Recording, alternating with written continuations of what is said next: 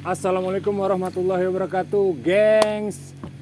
Balik lagi dengan pengembara nihilism yang yang jenius ini, yang baik ini, yang beriman ini, dan memang nyaris sempurna ini ya di channel pengembara nihilism. Apalagi kalau bukan apa namanya? Ngobrong dong ya, dol ya, bukan mulut Anda. Salah. Mau pak. Mulut sampah ya. Oke gengs, kali ini saya sedang bersama the best friend in the world ya. Ini sahabat saya, sahabat lama saya yang kita udah cukup lama ya Master ya. Betul. Temenan ya Master ya. Betul. Mulai dari semenjak ada niatan untuk ini loh, ada niatan untuk diproduksi, kita udah bersahabat ya dari sebelum ada gitu ya. Jadi kebetulan ini adalah orang yang menurut saya adalah orang yang sangat mengerti banyak hal tentang filosofi ya. Baik itu ya berbagai macam hal lah. Kameramen ini ganggu ini. Jatuh Kok bisa jatuh ya? Lanjut. Iya, Anda kapan Anda itu berubah lah ya, jangan bertahan gitu dengan pola-pola seperti itu, kotor itu. Saya kadang-kadang saya banyak bertanya tentang berbagai macam hal ya. Salah satunya itu soal bagaimana kita membuat satu sudut pandang terhadap apa yang kita temui, apa yang kita ketahui, atau bahkan mungkin apa yang kita rasakan begitu ya. Makanya hari ini saya memang betul-betul membuat obrolan eksklusif ya teman-teman ya, membuat obrolan eksklusif dengan filsuf Jogja. Wah, filsuf sekaligus seniman ya. Jadi kalau boleh saya perkenalkan juga, jadi teman saya ini adalah salah satu maestro pianis ya gengs ya, pianis yang ngajar di Jogja Music Music School School juga, di JMS, dan di Purwacaraka juga, dan ada lagi beberapa lembaga tempat beliau mengajar. Nah jadi entah kenapa belakangan ini ada beberapa hal yang saya butuh pandangan filosofi ya, dan salah satunya orang yang menurut saya yang pandangannya sangat bisa saya terima dan sangat mudah saya pahami adalah pandangan beliau. Jadi langsung aja ya gengs ya, kita langsung ke topik obrolan. Karena teman saya merokok ya, Master merokok, saya biasa manggil Master gengs. Siap yang mulia. Master, Pak? Karena dia tidak orang Kristen. Karena dia Bukan Chris 10. ya, karena dia enggak, ini ada Kris 10. Apa bahasa Inggris 10 Kris? Coba. 10. Hah? 10 yang Maka mulia. dibaca kalau Kris 10. Chris 10. Bukan begitu ya. Jangan Kok tuntut dark kami. joke? Jangan tuntut kami. Jangan tuntut kami gengs, tapi penjarakanlah dia. Iya, penjarakan kameramen. Cucu bos. Iya. Padahal kita laki-laki, kenapa kita bisa gitu? Sebat dulu biar santai, biar relax. Jadi Sekali supaya obrolan kita mengambil energi. mengambil energi ya Master ya. Betul yang mulia. Apa yang Master ketahui tentang alam? Alam. Pertanyaan pertama. Menurut Master, Alam ya. Alam itu gini, sesuatu yang orisinil. Yang orisinil itu yang alamiah. Begitu. Karena ada kalimat alamiah itu menurut saya ketika semuanya itu asli, dia disebut alam, hal yang berasal dari alam. Gitu. Hal-hal yang bersifat naluriah, hal-hal yang bersifat langsung dan asli, itulah yang saya sebut dengan alam ya. Dan kadang kita sulit membedakan mana yang dibuat, mana yang alamiah, kan begitu. dan apa yang harus kita lakukan terhadap alam? Terlepas itu misalnya mau itu alamiah atau memang buatan begitu. Kira-kira kalau menurut Master ya, apa sebenarnya yang harus kita lakukan terhadap alam ini? Ya, paling primer dalam menyikapi alam adalah membuat keseimbangan ya. Keseimbangan. Ya. Keseimbangan itu, dan nggak harus hal yang kompleks. Kita bikin keseimbangan alam itu seolah-olah kan bahasa yang sangat universal kan yang mulia. Tapi menurut saya yang namanya keseimbangan itu terjadi sederhana. Misal kalau orang ya secara sederhana, tapi jangan buang sampah sembarangan. Itu kan ibaratnya adalah satu upaya untuk membentuk keseimbangan sebetulnya. Gimana yang harusnya kotor jadi bersih, yang harusnya bau jadi wangi, yang harusnya lapar jadi kenyang, itu yang adalah harusnya bodoh jadi pintar ya, kan. betul sekali. Dan yang harusnya pintar Yang jadi nggak- bodoh. Iya, Itu juga adalah upaya keseimbangan. Iya, Itu iya, adalah iya, iya. kita cara menyikapi alam ini, menurut saya yang mulia, opini saya, dan berdasarkan apa yang saya pelajari, implikasi yang saya dapatkan dari beberapa kajian yang saya sering simak begitu. Musik pertama adalah apa ya, kesadaran Kesadaran? pertama kita tentang bunyi. Oh, Suara alam yang bentar. kita sadari. Musik seperti adalah pertama. kesadaran pertama kita terhadap bunyi. Begini, mungkin Iya. ini yang mulia.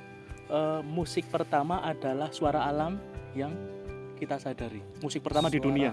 Musik pertama di dunia adalah suara alam yang kita sadari. yang kita sadari. Iya, betul. Gila, Yes. Kalau dia nggak ngerti tuh.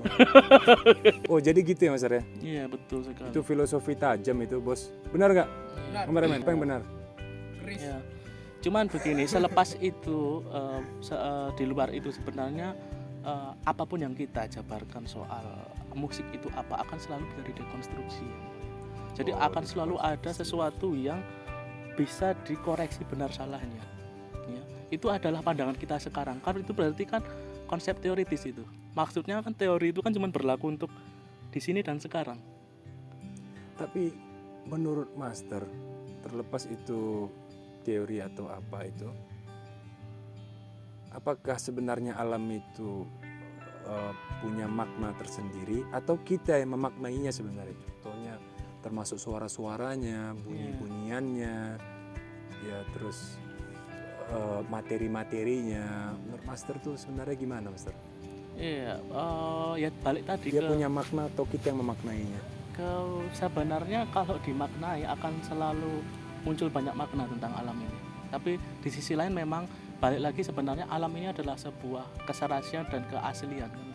Sesuatu yang tadi loh yang saya paparkan di awal, bahwa dia ketika asli, dia orisinil dan dia tidak dibuat-buat, dia punya daya alam yang tinggi. Berarti bicara soal environmental etik ya? Ya, ada terkait di situ. Cara kita apa ya, etika alam kan mungkin yang sering dipaparkan sama Rocky Gerung yang saya dengarkan, dia sering sekali untuk membicarakan tentang yang namanya etika lingkungan kan begitu. Cara bersikap kepada lingkungan kan ibaratnya kan begitu. Iya. Alam. Iya memang, makanya apalagi tuh lihat tuh suara-suara seperti itu ya, mengganggu, mendistract gitu ya, kayak apa ya dibilangnya. Memang betul, aku sepakat itu Master. Kalau dibilang sepertinya alam ini dibilang punya makna sendiri, menurut aku iya juga. Dan ketika kita memaknainya juga ya boleh-boleh aja ya. Tapi ada sesuatu yang lain Master. Kenapa ketika kita berada di alam, terlepas padahal sebelumnya kita belum pernah menikmati pemandangan alam seperti ini ya, tapi kita kayak dibawa kepada satu situasi atau satu ruang di mana memang kita betul-betul merasa apa ya, merasa bermakna gitu, merasa bermakna ya. Makanya ini masih ada kaitannya nih dengan seni, gengs. Ini bakal banyak nih bab-bab yang bakal kita bahas ya, bakal banyak nih bab-bab yang bakal kita bahas. Tapi kita bahas yang gampang-gampang aja lah ya. Kita kan kayak ngobrol ini ya, Master. Betul, ya, yang mulia. ngobrol-ngobrol santai, ngobrol relax. Tadi kita sempat ke sebelah, tiba-tiba ada anak band yang malah manggung di tempat pemandangan alam seperti ini, yang seharusnya menurut saya ya tidak tempatnya gitu ya. Betul. Bukan pada tempatnya, karena gimana menurut Master? Nah, itulah yang kita sebut merubah keaslian. Merubah keaslian? Iya, jadi sesuatu Salah yang atau enggak? aslinya sunyi dibuat berbunyi, kan jadi begitu. Oh, iya. Aslinya sunyi dibuat berbunyi. Ya, di situ adalah ketidakseimbangan. Disitulah kesalahan kita menyikapi alam itu di situ. Oh, gitu Iya. ya. Bunyi itu hanya boleh ketika seharusnya dan asli. Oh, bunyi itu hanya boleh ketika seharusnya. Dan asli seperti suara hewan, kita tidak bisa suruh hewan untuk diam. Oh iya, karena udah seharusnya ya. Betul yang mulia. Dan itu orisinil ya. Betul sekali, itu karena kondisi alam, punya sifat kondisionalitas. Iya, dan inilah orang-orang yang nggak punya kesadaran alam nih, mengganggu sekali. Iya. Tapi ya mau gimana ya. Iya ya, namanya juga perkembangan peradaban. Jadi kita nggak bisa hindari juga kadang-kadang salah satunya itu teknologi kan. Betul sekali Yang Mulia. Iya, dan mudah-mudahan ya orang semakin sadar ya tentang bagaimana kita menyikapi alam kan. Ya, dan begini Yang Mulia, kadang alam itu sebenarnya tidak lemah. Kan kadang orang seringkali menyebarkan isu atau menguraikan isu bahwa bumi kita itu global warming, bumi kita itu dalam kondisi yang kering. Padahal alam itu adalah sesuatu yang akan senantiasa membuat keseimbangan. Dia nggak bisa dibikin-bikin. Misal ketika terlalu banyak manusia, dia akan mengurangi manusia dengan sendirinya. Misal kayak virus atau begitu, atau penyakit atau wabah, itu adalah sikap alam, sikap yang alamiah, yang asli, yang nggak dibuat-buat. Ketika manusia terlalu sedikit, alam itu akan membuat suasana manusia itu untuk rajin berkembang biak, misalnya seperti itu kan dia langsung melotot kan. Kenapa? Pada bagian-bagian tertentu kok tertarik ya berkembang biak gitu. Dia langsung melotot loh Master. Kenapa sih Anda kameramen gitu? Keseimbangan alam. Iya, tapi kenapa harus soal kembang biak aja yang Anda tertarik gitu? Insting Anda hidup gitu. Aduh, tapi ya sudahlah ya, kameramen kita udah maklum ya gengs ya. Kalau sama kameramen ini lagi-lagi gengs the best. Ini terbaik ini, nggak digaji dia soalnya. Sebenarnya miris dia nih. Enggak. Bercanda Master. Iya, digaji oleh alam. Apa? Digaji oleh alam. Wah, digaji oleh alam, Bos. Iya. Iya. Nah, itu naik makom. Naik makom. Naik makom. Iya, Ya. jadi kalau digaji alam baru digaji Tuhan. Yang mulia. Kau belum layak kok jadi pegawai Tuhan. Iya, digaji alam dalam Kameramen nih. Tuhan. Iya, Iya. betul. Di mana lakunya di situ Habis dia. digaji oleh alam, digaji oleh Tuhan, baru masuk dihukum kan gitu. Kenapa dihukum, Pak? Disiksa. Kok bisa? Ya karena takdir itu, kameramen. Kok nggak bisa menghindari takdir? Kehinaan itu takdir soalnya. Kemuliaan juga takdir, bukan pilihan. Iya, tapi enggak. Kalau kameramen itu dimuliakan. Iya. Ya, dimuliakan lah. Iya, Oleh wakil. hewan. Enggak. Oleh kita semua. Termasuk ya, kita nggak tahu ya, maksudnya akhir dari perjalanan hidup kita ini akan jadi seperti apa. Tapi memang kita nggak bisa hindari, Master. Contohnya misalnya, aku itu sebenarnya memandang kehidupan ini ya, karena kita juga bagian dari alam. Kita kan bagian dari alam sebenarnya. Betul sekali Yang Mulia. Iya kan? Betul sekali Yang Mulia. Yang seharusnya tadi seperti Master bilang ada keseimbangan gitu ya. Iya. Tapi kita lihat kenyataannya bahwa ada juga orang-orang atau bagian dari alam itu sendiri yang merusak, justru merusak, mempreteli, terus juga mengganggu keseimbangan alam, tidak peduli dengan environmental ethics, terus juga ya bahkan sudah melampaui batas-batas kewajaran, kan gitu. Oh, ini koreksi Yang Mulia. Menurut opini saya, sebenarnya alam itu nggak akan pernah merasa terganggu. Oh, alam itu nggak akan pernah merasa terganggu. Yang terganggu adalah yang mengganggunya. Alam tidak merasa terganggu, tapi alam itu akan selalu insaf pada keteraturannya sendiri. Wah, Sedangkan manusia itu selalu berusaha untuk mengingkari aturannya. gila. The best bird ya. Wah, iya, opini saya Yang Mulia. Iya lah. Gila bird kayak ngerti aja. Gak ngerti, Pak. Iya. Iya, alam itu selalu begitu. Dia nggak akan dinamis sebenarnya. Dia kelihatan berubah, dia kelihatan hancur tapi dia tidak hancur. Dia kelihatan bangkit tapi tidak bangkit. Ya dia gitu-gitu aja alam itu. Karena asli. Karena asli ya. Ya, kalau manusia enggak, dia yang memperlakukan alam dia akan menuai. Bisa buang sampah sembarangan jadi banjir kan kalau anak-anak itu sering diajari kayak gitu. Oh iya benar-benar. Nah itu adalah ketika banjir itu yang rugi bukan alam tapi manusia. Iya. Betul itu. Itu kajian filosofi itu. Iya, itu bicara soal kausalitas juga kan, sebab akibat sama. Ya. Makanya Kausalitas, beda ya, betul kayak yang mulia. gini Master.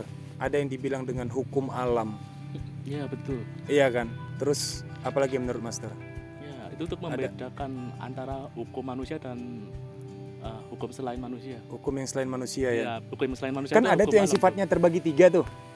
Oh itu ya kerangka teoritis ya. Iya. Hukum, prinsip dan teori. Hukum, prinsip dan teori. Betul. Alam punya ketiganya nggak? Alam tidak butuh ketiganya. Wah, gila. Alam tidak butuh ketiganya, Iya, gengs. tidak ada Jawaban yang iya, betul ya. filosofi itu. Iya, alam tidak butuh ketiganya karena alam sudah menepati aturannya sendiri. Iya ya. Iya. Nah, sekarang gini Master, pertanyaannya. Seni itu sebenarnya bagian dari alam semesta atau enggak? menurut saya yang saya ketahui dan sejauh ini saya ketahui, Iya. entah kalau berubah ya. Jadi video ini adalah dokumentasi saya ketika saya berpikir seperti ini. Iya. Jadi menurut saya, entah kenapa ya. Jadi ketika saya berbicara soal seni, saya sejauh ini ya, praktis saya bahwa seni itu bikinan manusia. Seni itu. Bikinan manusia ya mulia. Tapi kenapa nggak semua manusia bisa melahirkan karya seni atau bahkan ada orang-orang yang tidak punya nilai seni dalam Iya. dirinya? Pasti ada, karena dia entah sebanyak apa, ada yang sedikit, ada yang kurang, bahkan ada yang buruk, tapi dia punya nilai seni. Tapi dia tetap ada nilai seni. Ya, karena dia memilih sesuatu yang baik dan buruk. Dia pilih warna bajunya, dia pilih sepatu yang bagus, itu udah pikiran estetik.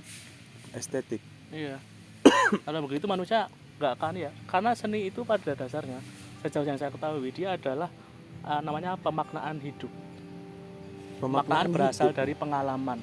Yang berangkat dari pengalaman. Iya, jadi pengalaman orang melihat sesuatu dia tuangkan ke satu bentuk yang konsekuen. Seni itu berangkat dari hal-hal yang lebih empirik begitu.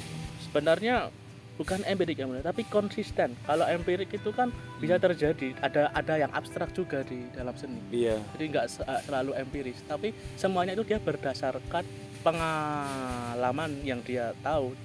Kan itu sangat terkait dengan rasa ya. Iya. Dia pernah lihat bunyi yang bagus, maka dia tuangkan dalam irama kan jadi. Iya. Kalau dalam musik, kalau dalam rupa dia melihat sesuatu yang simetris, dia tuangkan dalam gambar. Melihat sesuatu yang gerakan yang baik, dia tuangkan dalam tari kan begitu. Oh iya Nah, paham. Dalam satu bentuk. Iya. Kadang-kadang kita salah ya menempatkan posisi ya. Maksudnya ada hal-hal yang memang dia sudah punya posisi dan tidak bisa kita posisikan di tempat lain. Makanya itu kan soal hukum, prinsip dan teori. dan teori. Ya, Misalnya kita buat salah satu analogi, kenapa gravitasi dibilang hukum? Hukum gravitasi. oh yang tentang itu ya. Kenapa enggak teori gravitasi, Master? Karena ada sebab. Sebab itu yang menciptakan hukum. Karena bumi ini, Coba jelasin contohnya gitu apa? jadi begini, ketika bumi itu bola, maka hukumnya adalah benda jatuh ke bawah, dia ditarik. Benda jatuh ke bawah masa karena jenis bumi bola. sama ini median. Itu prinsip yang mulia. Oh itu prinsip ya? Prinsip Oh, iya. Archimedes. Oh prinsip Archimedes ya, bukan teori Archimedes Ya, ya? betul. Oh iya ya. Betul yang mulia. Hukumnya hukum gravitasi ya? Iya, betul yang mulia. Iya. Kedua-duanya menjelaskan alasan benda jatuh ke bawah. Yang satu menjelaskan karena dia ditarik bumi. Tapi yang satu menjelaskan karena ini massa jenis bendanya lebih berat daripada medium. Kalau Mediumnya udara. teorinya? Kalau teori relativitas yang mulia. Oh iya. Iya, guys. karena ruang dan waktu melengkung, Benar. dia ditekan dari atas. Iya ruang itu waktu dan- kontradiksi sama hukum kan? Betul. Hukum dia bilang kalau kita ditarik, tapi teori bilang kita ditekan dari atas. Iya. Makanya tidak disebut dengan hukum relativitas, tidak disebut dengan prinsip relativitas, tapi teori relativitas. Betul yang Mau mulia. itu umum ataupun khusus ya, Ya. tapi dia masuk kepada posisi sebagai teori. Ya, kerangka teoritis. Iya. Karena hukum itu tidak terdistract ya, tidak terganggu dia. Hukum itu bekerja sesuai dengan ketetapannya, kan seperti itu dia. Dan Iya. ketetapan itu kan yang kita jelaskan, makanya bagian Iya. dari hukumnya. Iya, Wah. karena ada ketetapan maka ada hukum kan jadi begitu. Iya. Luar biasa. Iya, berbeda teori Ini ilmu yang mahal ini, gengs. Serius ini ilmu yang mahal ini. Iya. Orang banyak sekali orang yang kurang menyadari soal hal semacam itu ya. Iya. Jadinya Satu perkara yang dijelaskan dengan 3 cara kan seperti itu. iya, satu perkara yang dijelaskan Dan dengan berbeda tiga cara. semua. Sekarang soal Tuhan. Konsep misalnya ya. Kita bicara soal konsep Tuhan. Sebenarnya Tuhan itu termasuk dalam atau sebagai posisi sebagai hukum, prinsip atau teori. Begini yang mulia. Tidak ketiganya. 3 hal itu cuma berlaku pada ilmu. 3 hal itu Kalau- hanya berlaku kalau- pada ilmu. Iya, jadi kalau kita jabarkan secara teoritis, prinsip dan hukum itu jadi ilmu Tuhan, bukan Tuhan. Oh, itu jadi ilmu Tuhan. Ya, ilmu seni bukan seni. Kayak Iya, seperti ya. itu. Iya. Ilmu hukum bukan hukum. Ilmu politik bukan politik. Politik itu nggak bisa dinilai dengan ilmu. Dia hanya bisa dinilai dengan pandangan hidup. Makanya banyak ideologi. Orang Rusia cocok sama komunis, kita nggak cocok pakai komunis. Kita pakai Pancasila. walaupun enggak jangan dituntut. Oh, iya. Pancasila. Kenapa? Pancasila cocok ya, Pancasila bagus. Saya setuju walaupun Kok senyum sih dibilang waktu bahas-bahas komunis gitu kameramen. Curiga loh. Aku master lama-lama sama kameramen ini. Iya. Bagian yang hina-hina tertarik gitu. Berkembang biak langsung melotot. Iya. Komunis langsung senyum-senyum gitu. Kenapa? Nggak bercanda ya? Iya, betul. Bercanda serius, bercanda serius. Iya, kita Pancasilais, kita pemuda Nasionalis. nasionalis ya. Nasionalis, Pancasilais ya. Iya, bukan pemuda NKRI. pemuda nasionalis, bukan pemuda nasionalis. Pemuda nasionalis.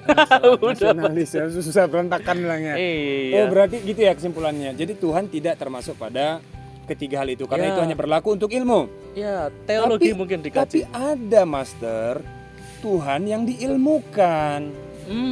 Ada master. Prinsip-prinsip tiga hal itu pada saat misalnya salah satu contoh ada Tuhan yang memanifestasikan ya kehadirannya dengan wujud manusia. Prinsip, hukum dan teori melekat pada dirinya. Betul. Jadi Tuhan pada akhirnya bagian dari ilmu. Ya. Sedangkan ilmu itu dua, produk alam atau produk pikiran. Iya, betul. Kan gitu dia. Ya. Produk alam itu kan termaktub di dalamnya pengalaman. Produk pikiran itu berangkat dari ide, gagasan, kan gitu ya. Betul. Seharusnya kan Tuhan tidak berada pada posisi itu menurut aku ya master ya, menurut aku. Ya. Tapi nggak usah bahas ke situ lah, nanti agak-agak sensitif. Tapi ya seharusnya hal-hal mendasar dan prinsipal seperti itu tuh kan harusnya orang bisa melihat gitu loh. Betul yang mulia. Ya kan master kan? Ya. Ini bagi saya orang boleh menjabarkan Tuhan dengan kerangka teoritis apapun, mau dengan prinsip teori ataupun hukum, Ya. bahkan dengan fikih, bahkan dengan kalam, bahkan dengan kitab sucinya masing-masing. Tapi itu semua adalah jangan pernah bermimpi sampai, karena kita cuma selalu melakukan pendekatan. Jangan pernah bermimpi sampai. Iya, karena selamanya kita akan melakukan pendekatan. Pendekatan itulah yang mungkin sesuatu yang benar dilakukan oleh manusia. Jadi kita melakukan pendekatan kepada Tuhan yang Maha Kuasa. Kan kalau kita sampai berarti kita mati dong. Iya betul sih. Maksudnya sampai itu Nggak, kalau bagian mati nggak apa-apa, nunjuk ke itu aja mas. Kameramen. Bagian yang itu. Iya. iya, betul. Tapi memang begitu sampainya manusia kepada Tuhan itu ketika Wes. dia Stop, everyone.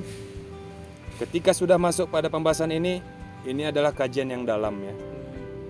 Sepertinya kita akan masuk kepada season 2 aja. oh siap yang mulia. Iya kan? Betul. Karena dalam hal ini aku pengen mempreteli habis-habisan soal bagaimana ketika Tuhan itu tidak terikat dengan hukum, teori ataupun prinsip, atau bahkan ada Tuhan yang memiliki hukum, teori dan prinsip. Aku pengen mempreteli habis-habisan soal itu. Jadi Master, kita akan ngobrol nanti di belakang layar ya, tidak didengar oleh teman-teman, tapi nanti kalau ada teman-teman dari atau viewer yang minta pembahasan ini kita publikkan, kita publish, nggak apa-apa. Betul. Kan gitu kan? Karena ini memang ranah-ranah yang sangat-sangat sensitif, guys. Jadi ini banyak sekali yang mau aku tanya lagi dengan Master karena soal-soal Tuhan ini aku masih minim sekali. Kan gitu ya? Tapi seenggaknya kan aku bertuhan, nggak kayak ini. Enggak, maksudnya bertuhan yang benar. Dia bertuhan. Hah? Dia bertuhan. Dia bertuhan ya. Tapi itu kata Tuhannya. Tapi enggak, tadi malam dia ngaku-ngaku. Ngaku-ngaku Tuhan dia katanya. Gitu, Pak. Ngigo dia. Iya, soalnya Tuhannya pernah bilang begini, boro-boro nolongin lu gue jadi siksa. Jangan lapor. Jangan tuntut. Boro-boro. Bentar, Master, enggak. Boro-boro gue nyelamatin lu. Gue aja disiksa kan? Misalnya kan kayak gitu. Itu maksudnya perkataan yang bukan Tuhan ya. Bukan Tuhan. Dan kalaupun ada Tuhan yang mengatakan itu kayaknya nggak ada. Iya, betul. Iya, kayaknya nggak ada. Cuman aku lebih sorot ke dia. Jadi ibarat ada istilah kalau dari pihak sebelah ada dosa waris ya kan. Kayaknya ada juga ilusi waris gitu. Iya. Ilusi yang diwariskan gitu. Kayak dia nih kan tiap hari ilusi nih, kameramen. Oke, tapi udahlah, nanti kepanjangan. Oke, gengs. Tadi udah obrolan singkat dengan sahabat saya, dengan Master. ada banyak hal sekali yang bisa saya tangkap, yang bisa saya pegang ya untuk saya jadikan pelajaran, baik itu pandangan filosofi, pandangan teoritis dan lain sebagainya. Kita bakal ketemu lagi ya gengs ya di video-video selanjutnya. Jangan lupa ya, please di subscribe lagi ya, sering-sering di like, sering-sering di share, sering-sering di komen. Buat 110 akun deh, satu orang buat 10 akun gitu. 10 akun 1 orang. Siap. Jadi kan kalau 10 orang udah 100 akun, gengs. Enggak. Kita jangan segala sesuatu itu kita konvensionalkan lah. Jangan terlalu pragmatis lah. Betul Untuk para YouTuber juga lah, jangan pragmatis. Betul sekali. Ada sisi idealnya lah. Maksudnya ada sisi idealisnya juga gitu loh. Demi kepentingan bersama. Oke ya gengs ya, nanti kita bakal ketemu lagi dengan saya dan juga Master. Master, boleh dikasih tahu nggak nama panggilan Master apa? Nama boleh. Nama saya adalah Master Sunju. Master Sun Tzu. Oh iya betul. Itu sebenarnya panggilan khusus ya gengs ya, tapi nggak apa-apa. Kita akan memperkenalkan ke dunia itu bahwa panggilan untuk Master nickname-nya adalah nama panggungnya adalah Master Sun Tzu, the Master of Philosophy. Oke.